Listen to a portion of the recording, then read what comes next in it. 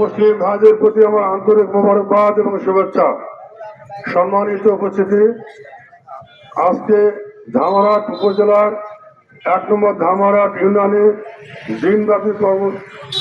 দিনব্যাপী গণসংযোগের শেষ প্রান্তে বাদ নাজিব আজকের এই হচিডাঙ্গা বাজারের পথসভা। এই পথসভার সম্মানিত সভাপতি, অত্র ইউনিয়নের সম্মানিত আমির ভাই ইনুসুর রহমান, উপস্থিত আছেন বাংলাদেশ চেয়ারম্যান পদপ্রার্থী মৌলানা আতাউর রহমান, উপস্থিত আছেন ইউনিয়ন এবং উপজেলা পর্যায়ে বিভিন্ন পর্যায়ের দায়িত্বশীল ভাইরা এবং আমার সামনে উপবিষ্ট বিভিন্ন পর্যায়ের ভাইরা এবং দোকানদার ভাইরা। যতদূর পর্যন্ত মাইকের আওয়াজ যায় ততদূর পর্যন্ত আমাদের কাছে এই দোকানদার এবং পথচারী ভাইরা সবার প্রতি আমার আন্তরিক মোবারকবাদ এবং শুভেচ্ছা। সম্মানিত উপস্থিতি, এতক্ষণ ধরে দায়িত্বশীল বক্তাদের মুখ থেকে অত্যন্ত বস্তুনিষ্ঠ জ্ঞানগর্ভ বক্তব্য আপনারা শুনেছেন। বর্তমান দেশের পরিস্থিতি, কোরআন হাদিসের আলোকে দেশ পরিচালনার মূল মন্ত্র সবকিছুই আপনারা শুনেছেন। আমি আপনাদের সামনে মূলত আজকে বক্তব্য দেওয়ার জন্য দাঁড়িয়ে নেই। আপনারা আমাকে অনেকে চেনেন। আমার বাড়ি ফাঁসিপাড়া পাশে সাইতনপুর গ্রামে। আমার একটি ছেলে, 2টি সন্তান, 2টি কন্যা সন্তান। আমি মূলত আপনাদের কাছে এসেছি একটি দোয়া নিবার জন্য। আপনারা শুনেছেন ইতিমধ্যেই বাংলাদেশ জামাত ইসলামী ইতিমধ্যেই আমাকে ধামরাট এবং পত্রতলা 47 নওগাঁ 2 আসন থেকে জামাতে আগামী জাতীয় সংসদ নির্বাচন করবার জন্য আমাকে এমপি ক্যান্ডিডেট হিসাবে মনোনয়ন দেওয়া হয়েছে। আমি সেই কারণে আপনাদের এলাকার লোকদের কাছে আপনাদের কাছে দোয়া নিতে আসছি।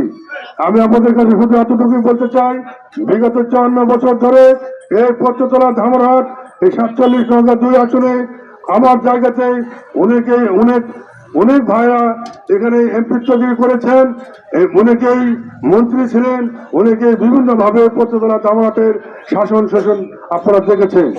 এই বিগত 54 বছর ধরে এই দেশের শাসন শোষণ, বিশেষ করে আমাদের এলাকার উন্নয়ন, শাসন এবং শোষণ সবকিছুই আপনারা অবগত। আমি আপনাদের সামনে কারো ব্যাপারে কোনো দুর্নাম, কোনো দোষারোপ করতে চাই না।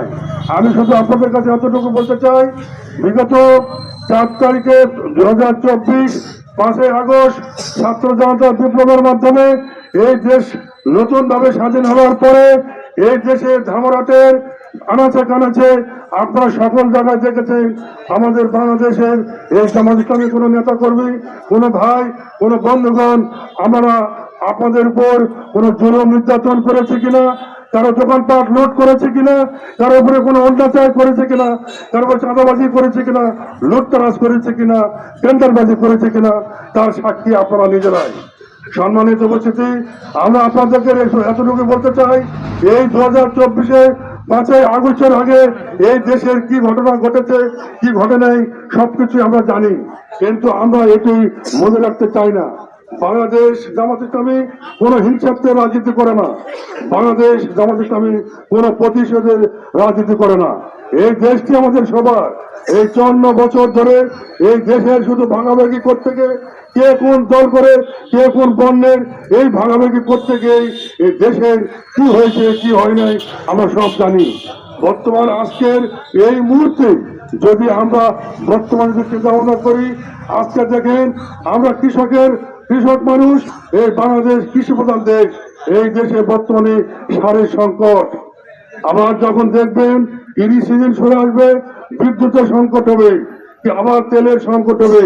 54 বছর ধরে এই দেশের অভিনব কায়দায় এক এক সময় এক একভাবে বিভিন্ন দ্রব্যমূল্যের কৃত্রিম সংকট তৈরি করে আমাদের এই নেতা নেত্রীরা আমলাদের সঙ্গে যোগসাজ করে এই দেশটিকে একটা কারাগারে পরিণত করেছে, একটি বিভিন্নভাবে আমাদের বসবাস করার একটা জুলুম নির্যাতনের মধ্যে আমরা পড়েছি।